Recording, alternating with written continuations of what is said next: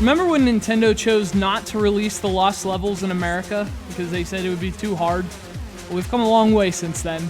Now people are doing platformers that are deliberately brutal. More brutal than the Lost Levels times 1,000 hungry raptors locked inside a parked car in Phoenix, listening to Swedish death metal. Now that's brutal! Enjoying yourself, King Cobbler? Actually, yes. Who'd have thought that killing a washed-up hero would be so much fun? I'm not dead yet. You would be if you had an actual neck to strangle. You're nothing but head! The newest of these games, the interactive equivalent of kicking someone in the stomach and laughing at them when they start peeing blood, is Cloudberry Kingdom. It sounds so nice and fluffy, right? Cloudberry Kingdom. It's like a new flavor of ice cream mixed with magic. Yeah, it's magic all right. Provided the spell is Avada Kedavra, that's a killing curse, which I probably shouldn't even be talking about. Cloudberry Kingdom comes from Pwnee Studios. Pwnee spelled like, oh hey, I just pwned you. So, I mean, that should give you an idea what to expect from their game. And look, the claim is that, oh, this is a game that adapts to your skill, right? Oh, we have a built-in level generator that designs courses based on your ability. Well, that's only true in the sense that it starts you slow. The only adaptation Cloudberry Kingdom makes is how long it decides to wait before f***ing you in the ass. Because make no mistake, the end game in Cloudberry Kingdom is ass f***ing.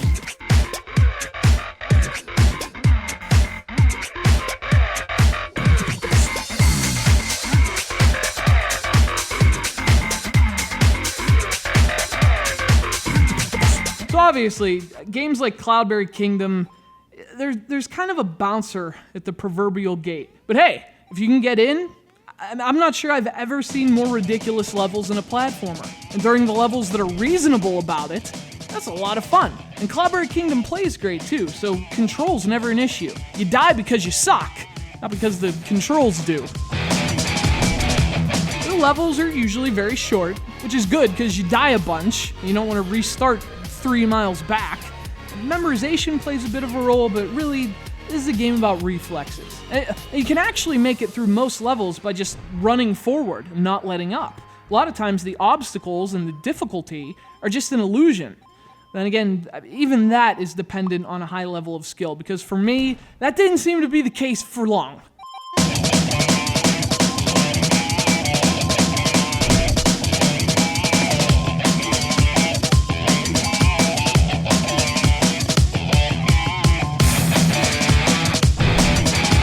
I guess the problem with short levels, though, is that it starts to get repetitive. I mean, you keep clearing levels, but there's no feeling of progress beyond simply progressing.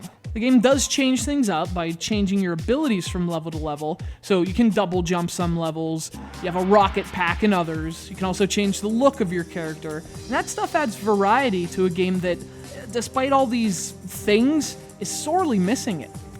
And that's the weird thing about Cloudberry Kingdom. It's like, it goes for the whole crazy obstacle course thing, but at the expense of dynamics and contrast. It's like a fireworks show that only does the finale, you know? It's only impressive because it builds to that. Cloudberry Kingdom only builds to broken blood vessels.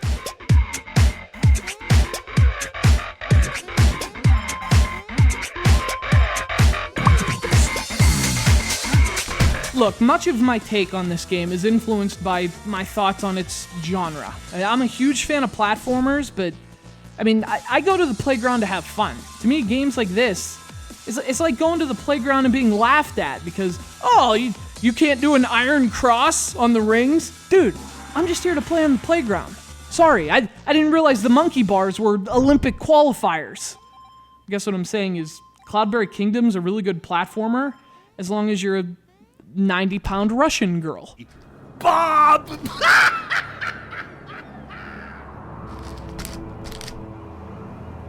I've got bigger fish to fry than you.